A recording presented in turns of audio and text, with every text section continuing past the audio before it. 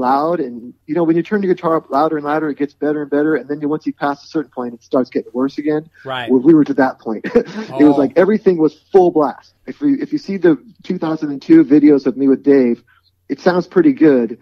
But there's a few videos of me with the Atomic Punks where I think the tone is way closer to and I used to go for the Van Halen 1 tone. Right. And, sure. There's a few songs on YouTube of me playing with the Atomic Punks, like where I'm playing, I think Hang 'Em High or something. Wow. In Hawaii, and you can hear the tone is like way more Van Halen because it's just it's just one head into a reverb unit into a speaker cabinet, and it just I get the tone, and it just seemed like the more and more cabinets and the more and more power amps, things got just over. Because it was like a Indianapolis 500 engine coming out of my amplifiers. Was ever a talk of doing a live album or a DVD with Dave? We did record a bunch of live stuff. A lot of the shows were recorded on multi-track, and I never heard anything to get done with them. Okay. Every show on the Sammy tour was videotaped with like a 6-camera shoot, and so there's a bunch of those on YouTube. Okay. And I really wish I had them all because like I said, it was like 30 shows, 40 shows, all filmed with full pro camera, and there's only like 6 that are out there. All the rest are in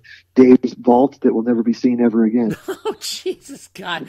And so in terms of Diamond Dave, the album, you played on 8 tracks. How did that whole album come together? Was it strategically done, or was it a compilation of different recorded tracks over different times? The second thing, it was like Dave used to like to go in the studio just for fun and record songs. Right. Hey, learn this song, I want to record it. Right. It was just his way of exercising his voice, Right. He loved to be in the studio, so every few months we'd do a song here, do a song there. And then all of a sudden, after about a couple of years, he had a bunch of songs. He said, "Hey, I'm going to put this together and make a record out of it." Wow. So it wasn't. I don't know how far he had planned, but it wasn't like we didn't say, "Hey, let's record 10 songs and do a record." It wasn't like that. Right. It was definitely over the course of a couple of years. Gotcha. And a bunch of separate sessions. Absolutely. Did you know the album was coming out, or it just one day it came out and you were like, "Oh, that's what happened to those folks"? I don't remember.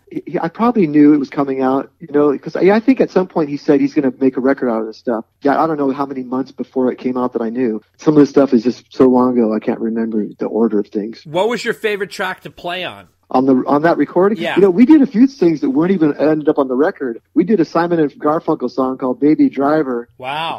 That was pretty fun to play.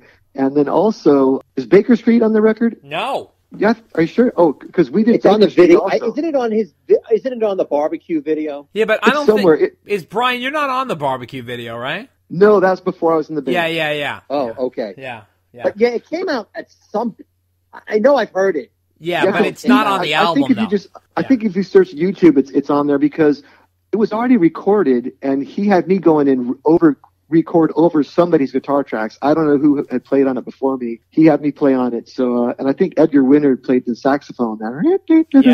Yeah. Cool riff. That was kind of neat. I got to, be on a track with Edgar Winter. I think it's on YouTube. Did you ever write with Dave? I gave him a CD of like 4 or 5 originals that I was working on. Right. And nothing ever happened with it. Oh, jeez. Yeah, and Matt Sensio at the time, he said he kind of felt that Dave was a little gun shy since he hadn't had any new material out for a while, and it was kind of like the longer he went without doing any, the harder it was for him to get back into doing it again. Okay. So that might have been the case because in the entire 5 from 2002 to 2007, there was no original stuff done at all. And in terms of what Dave expected of you, did he have pretty high bar of what he needed you for, and would he call you at all different times for all different things? Basically, I think that once he knew I could play the songs, that's really what it boiled down to. I mean, the ultimate thing was just Brian can play the songs and sing the background parts, and I'm there every night, and I play my parts, and I show up on time, and I can hit my notes every night on the vocals.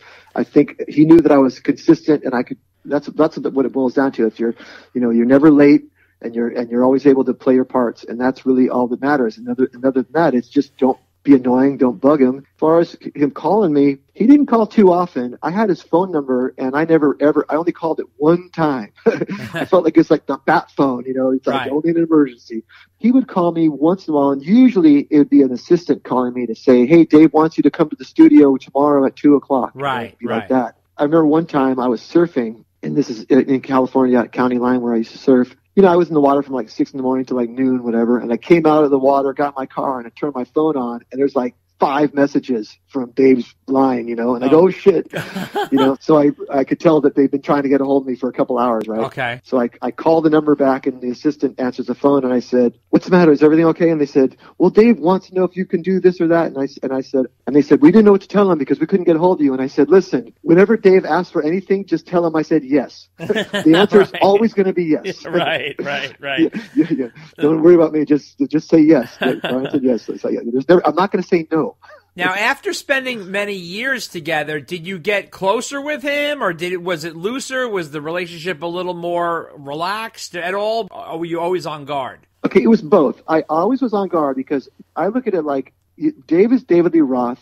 He's a legend. Right. Whenever he walks in the room, everyone stands at attention. I mean, everyone gets an inch taller. And when you know Dave's on his way, everyone's looking around for making sure nothing's smelly or there's like no perfume or something stinky. Or Right. mean, you kind of like, you look around and go, okay, Dave's going to be here in 5 minutes. And you look around, everything okay? Everything okay? You're kind of like, okay, cool. Right. You got to make sure that there's not like something that Dave's going to come in and get annoyed by. Right. So you never, ever relax that. Even after years of being with Dave, what I like about Dave was that he is the boss. He lets everyone know he's the boss. Right. And he lets everyone know what he expects. And that way, there's never any question. Because what I've noticed with some other bands and people that I've known, and I'm not going to give you any names, right.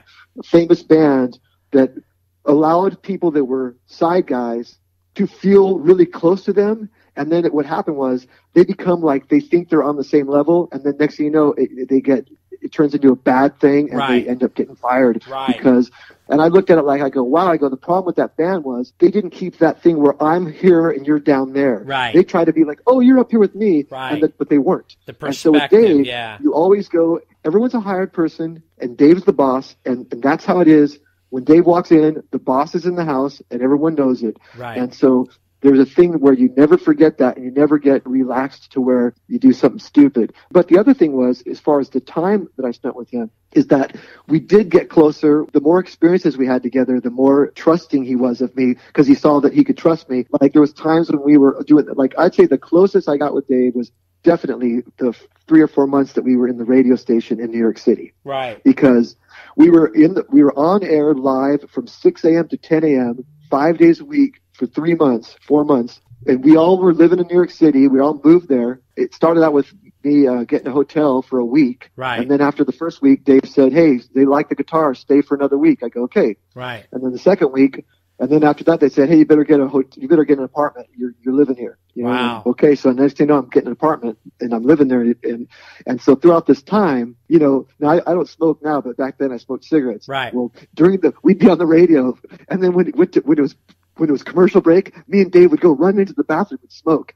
Oh, like a couple of, and then, of course, we'd get in trouble for smoking because we weren't even allowed to smoke in this place. We're talking, this is the old Howard Stern studio on the 30th floor of the building. Sure. There it was. And so we'd get yelled at for smoking, and we were like a couple of fucking high school kids smoking in the boys' room, Oh, that's hysterical. And so that was some fun shit. Like, we'd be running back in to get our headphones on in time to go back on the air. What was that like on the radio? That was such an interesting experiment. Dave was replacing Howard, which is the biggest broadcaster ever.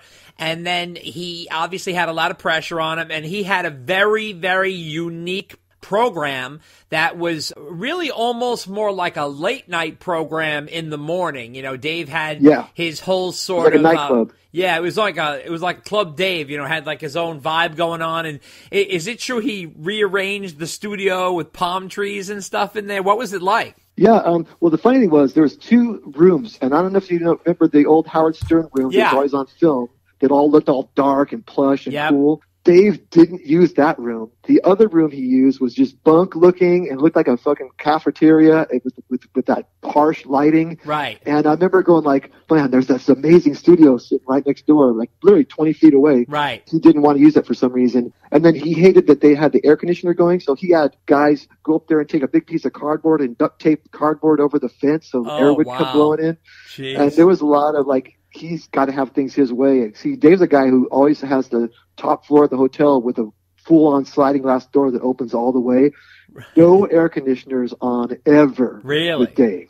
I mean, Dave can't stand air conditioning. I think it fucks with him, with his breathing and stuff, his lungs. Okay. So he never has air conditioning. He always has the windows open. He loves fresh air. Right. To be in some studio where there's no windows and there's an air conditioner you can't shut off. Right. He was just like, fuck this, man. I'm taping this crap. And he just had guys up there taping cardboard up to the ceiling. Right. Yeah. And it would just piss those guys off at the CBS. There was a rivalry from the beginning with the management and stuff. Oh yeah. And it was so it was like we always felt like we were about 1 inch away from getting fired. and we finally did get fired, but it was always like that. It was like, also it was weird because we were waking up at 4 a.m. to be on the air by 6. Right. So that was all tweaking out on your brain. It's like, right. You're like, you can't get to sleep until 1 a.m. Then you got to get up at 4:30, and then you're live on the air at 6. So it was like, I never really got used to it. I was like tired all the time. It was one of those like, right. You always felt like you pulled an all-nighter. That's what it felt like every day.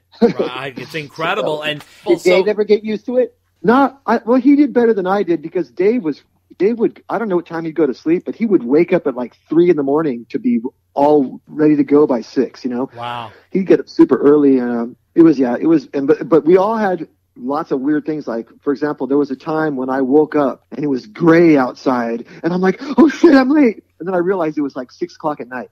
Like, oh, jeez. Yeah, like you'd wake up and you'd think it was 6 a.m. and it'd be 6 at night. Wow. That's how tweaked out, or everything was upside down. That's crazy. And in terms of that time on the radio, I mean, there was you and that guy Animal, right? That was the other guy. Yep. I remember he had his Uncle Manny on when he was alive. Yep. Didn't he have his sister on too? I mean, yeah, Lisa was on she was on for at least a week or maybe 2 weeks. Right, yeah. What was the vibe you were getting and the feedback you were getting from the station? Were they like, what the hell is this? Did they not understand what he was putting on?